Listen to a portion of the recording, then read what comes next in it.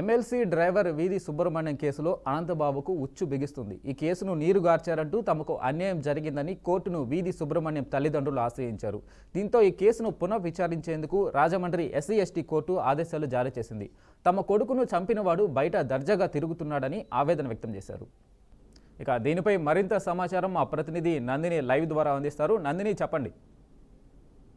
ఏదైతే YCP MLC Anantha Babu తన దగ్గర పనిచేస్తున్న డ్రైవరు దళిత యువకుడు వీధి సుబ్రహ్మణ్యాన్ని అతి కిరాతంగా 2022 మే 19న చంపి నేరుగా వారి ఇంటికి డోర్ డెలివరీ చేసిన ఘటన 2 తెలుగు రాష్ట్రాలని కూడా ఊపిందని చెప్పాలి.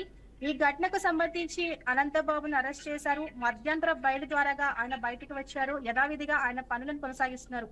కానీ కుమారుణ్ణి పోగొట్టుకొని ఆ కుటుంబం, ఆ తల్లిదండ్రులు ఇంటిలోనే ఉన్నారు. ఎందుకంటే తమకు అన్యాయం జరిగింది, తమకు ఎవరు న్యాయం చేయలేదు, ఈవెన్ కోర్టులు కూడా మమ్మల్ని మోసం చేశాయి, హంతకుని మాత్రమే అతనికి సహకరించే వారిని పూర్తి స్థాయిలో వారిని విచారణ చేయలేదు అంటూ వారి కోర్టులో కూడా పిటిషన్ వేశారు. ఏదైతే అప్పుడు ప్రతిపక్షంగా ఉన్న కూటమి నాయకులను కూడా వీరంతా కూడా కలిశారు, వారికి భరోసా కల్పించారు. కూటమి ప్రభుత్వం అధికారంలోకి వచ్చిన తర్వాత ఈ ఎమ్మెల్సీ అనంతబాబు డ్రైవర్ కేసు అయితే ఉందో ఆ కేసును అయితే ప్రభుత్వం చాలా ప్రతిష్టాత్మకంగా తీసుకుంది. దీన్ని ప్రత్యేకంగా పీపీ ముప్పాల సుబ్బారావు గారిని కూడా నియమించింది. దీనికి సంబంధించి వీధి సుబ్రహ్మణ్యం తల్లిదండ్రులు అయితే రాజమండ్రిలోని ఎస్సీ/ఎస్టీ కోర్టులో అయితే ఈ కేసును పునర్విచారించాలని వారు పిటిషన్ కూడా వేశారు.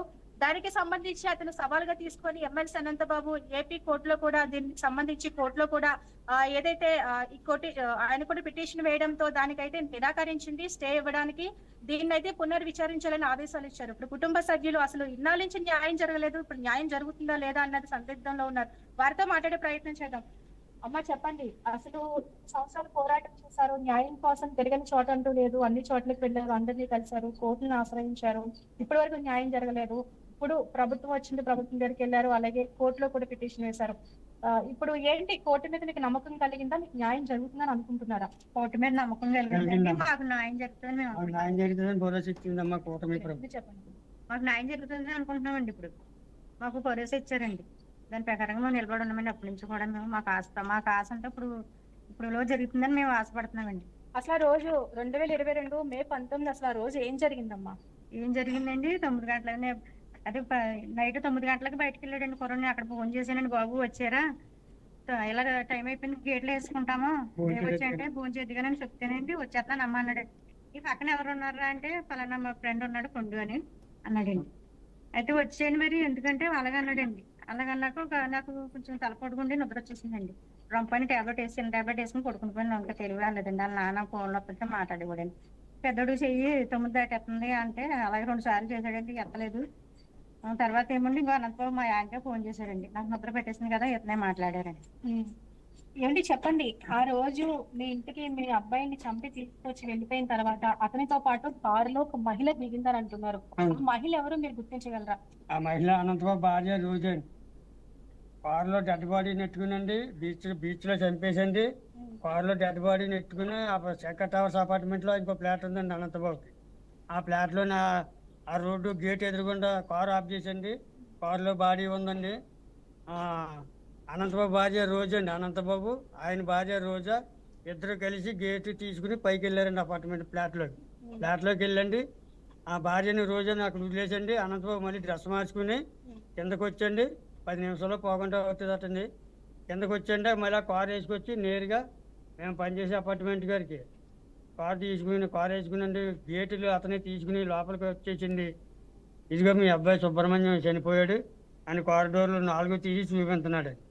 ఇప్పుడు ఏదైతే మీ అబ్బాయిని చంపిన తర్వాత ఆ పోలీసుల విచారణలో ఆయన నేను ఒక్కడనే చంపానని జైలు కూడా మధ్యంతర బెయిల్ మీద బయటకు వచ్చారు. కానీ మరి అతన్ని విచారించినప్పుడు ఆయన భార్యను ఎందుకు విచారించలేదు? అదే పోలీసులను అడుగుతున్నామా ఫస్ట్ నుంచి కూడా. ఆవిడ భార్య రోజా గారు కూడా ఉన్నారు. రోజాని ఇప్పుడు వరకు ఇంతవరకు ఎంక్వైరీ చేయలేదటని అడుగుతుంటే పోలీసులు దానికి కాకినాడ చప్పవరం పోలీసు దానికి స్పందించలేదని మా దళిత నాయకులు పెట్టా వరప్రసాద్ గారు, ముప్పల సుబ్బారావు గారు కోర్టులో అడిగారండి. రోజాని ఎందుకు విచారించలేదని పోలీసులు దానికి స్పందించలేదండి. మరి దానికి కారణం ఏంటో ఇప్పుడు మాకు తెలియదండి. ఆ అనంతబాబుకి అనంతబాబు భార్యగా తెలుస్తుందండి. అసలు ఇన్ని సంవత్సరాలు ఆయన మీ అబ్బాయి డ్రైవర్ ఎమ్మెల్సీ అనంతబాబు డ్రైవర్ గా పనిచేశారు. అవును. ఇప్పుడు మీరు అన్నారు ఆ రోజు చనిపోయిన ముందు రోజు మీరు కాల్ మాట్లాడితే వచ్చేస్తున్నాను అని చెప్పి పక్కన తన ఫ్రెండ్ పండు ఉన్నానని చెప్పారు కదా. ఇప్పుడు అబ్బాయిని మరి ఎందుకు విచారించలేదు? ఆ రోజు ఏం జరిగిందో అబ్బాయి కూడా చెప్పే అవకాశం ఉంటుంది కదా. పండుతో పాటు ఇంకో ముగ్గురు ఉన్నారు, వీళ్ళు నలుగురినేనండి పోలీస్ స్టేషన్ లో విచారించారండి. కానీ అనంతబాబు ఏం చెప్పాడు అది ఆ రెండు ముక్కలు చెప్పినట్టండి పండు. ఆ రోజండి మరి మా అబ్బాయి కరెక్ట్ గా కొండపాలెం స్కూల్లో ఉన్నాడని అనంతబాబుకి ఎలా తెలుస్తుందండి? అందులో దాని దాని ఆ విషయం తెలియాలంటే అండి ఇవి ఉన్నాయి కదండి, call data, location, cell towers, ఈ గూగుల్ ఉన్నాయి కదండి, అవి కాల్ డేటా తీస్తే అందులో ఎవరో మా అబ్బాయి అక్కడ ఎవరు ఉన్నారని చెప్పిందో అందులో వచ్చేద్దండి. ఇప్పుడు మరి అప్పుడు సెల్ ఫోన్ తీసుకున్నారు, ఎమ్మెల్సీ అనంతబాబు సెల్ ఫోన్ ని ఆ కాల్ డేటా తీసుకోలేదంటారా? తీసుకోలేదండి. మా అబ్బాయి ఫోన్ తీసుకున్నారండి. మరి అనంతబాబు సెల్ ఫోన్ తీసుకున్నా లేదు నాకు తెలియదండి. మా అబ్బాయి కరెక్ట్ గా కొండపాలెం స్కూల్లో ఉన్నాడనే విషయం అనంతబాబుకి ఎలా తెలుసు? ఖచ్చితంగా కారు వేసుకుని వచ్చి ఆ గేట్ కాడే ఆగాడు. అంటే ఇలా బయటకు వచ్చేస్తున్నామో అన్న ఇన్ఫర్మేషన్ ఎవరు చెప్పారు?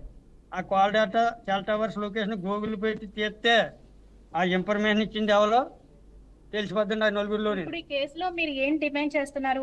ఏదైతే నిన్న రాజమండ్రి SC/ST కోర్టు అయితే పునర్విచారణకు ఆదేశాలు ఇచ్చింది, మీరు ఏం డిమాండ్ చేస్తున్నారు?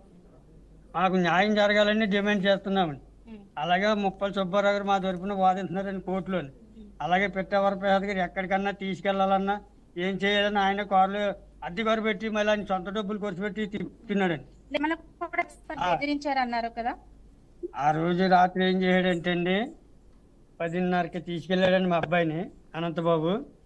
10:30కి తీసుకెళ్ళండి చంపేసి బాడీని 1:30కి తీసుకొచ్చాడు మా అపార్ట్మెంట్ కాడికి. అవి ఇదిగో మీ అబ్బాయి చనిపోయిన 4 రోజులు తీసేయమంటే మేము ఆ లోపల దూరి చాలా ఇంట్లో కుర్రలు, కొండపాలెం కుర్రలు ఒక 60-70 మంది 80 మంది దాకా అందించండి. కొమ్మరిగిరి కుర్రలు ఒక 20 మంది అండి. అలాగే 100 మంది దాకా పోగొడిపోయారు 1:30 ఆ టైంకి. ఈ జనాన్ని చూసి అనంతబాబు బెదిరిపోయి వణుకొచ్చి కూడా మీకు 2 లక్షలు ఏదో ఇస్తానని చెప్తాను ఉరిగిపోతున్నాడండి. ఏంటి మా అన్న చందకడ బాగానే ఉన్నాడు, 9 గంటలకు అలా ఫోన్ చేస్తే వచ్చేస్తున్నానమ్మా భోజనం చేయనా కానీ ఉన్నాడు. ఈ లోపల 10:30 కారు ఎక్కించుకొని తీసుకెళ్లారు అన్నది కుర్రోళ్ళు. అసలు ఏం జరిగింది ఏంటని అన్నా నీళ్ళు తెస్తే అబ్బాయి ఇంకా ఈ బాడీని చూస్తున్నాను నేను కారులోని. మా ఆవిడని పక్కన కాకేసాను అన్నట్టు నా రత్నం జరిగింది ఏదో జరిగిపోయింది వదిలేయండి, మీకు 2 లక్షలు ఇస్తాను, మీ ఊరు తీసుకెళ్ళి దేవడేస్తాను మావిడ ఇక్కడ దాన సంస్కారాలు చేసుకోండి, నన్ను ఈదిలో లాగి నా రాజకీయ జీవితం మీద భవిష్యత్తు మీద నన్ను దెబ్బ కొట్టొద్దు, ఇక్కడ తోటి వదిలేండి అని మా ఆవిడని పక్క తీసుకెళ్ళి బెదిరించాడట. పాత కక్షలు ఏమైనా ఉన్నాయా మీ అబ్బాయికి? పాత కక్షలు అంటే అండి అమ్మ మాకు మేము అసలు ఆయన దగ్గర డ్రైవర్ కింద పెట్టమన్నాం. మీకు ఎందుకు మీ కుర్రోడు బాధ్యత నాదని అతను ఉన్న అపార్ట్మెంట్లో, మేము ఉన్న అపార్ట్మెంట్లో అతను ఫ్లాట్ ఉందని శంకర్ హౌస్లో. ఆ విధంగా ఇంత కుర్రోడప్పుడు కాంచి ఏసీ మెకానికల్గా పెట్టుకున్నానని నేర్చుకోమని ఆ పని అనిపించేసి మా అబ్బాయికి కోటని నేర్పించి కూడా తిప్పుకున్నాడు. అలాగే ఒక 5-6 సంవత్సరాలు చేశాడండి అనంతబాబు. ఉండి గోల్ది నానా చేయలేకపోతున్నాను ఆయన దగ్గర, ఓ టైమింగ్స్ లేదు, రాత్రి లేదు, పగల లేదు, 1 గంట లేదు, 12 లేదు, 2, 3, 11 ఏ టైం అయితే అప్పుడు సుబ్బు కార్ అంటున్నాడు. నైట్ టైం నిద్ర ఉంటుంది. ఆయన చేసే అక్రమాలు కావచ్చు, గంధాలు కావచ్చు, అవన్నీ కూడా మీ అబ్బాయికి తెలుసని ఏదో ఒక పుకారు ఉంది అది అని చెప్పాడండి. నిద్ర ఉంటలేదు నాన్న మానేస్తాను అన్నాడండి. సరేమ్మా నీ ఆరోగ్యం బాగోపోతే మేమేం చేయగలం, ఎంత దూరం మిమ్మల్ని చిన్న పిల్లలప్పుడు తీసుకొచ్చాను బతుకు తెరుగు కోసం, అలాగే బతుకుతున్నా వాచ్మెన్ పని చేసుకుని నువ్వు చేయలేకపోతే మానేయమ్మానండి.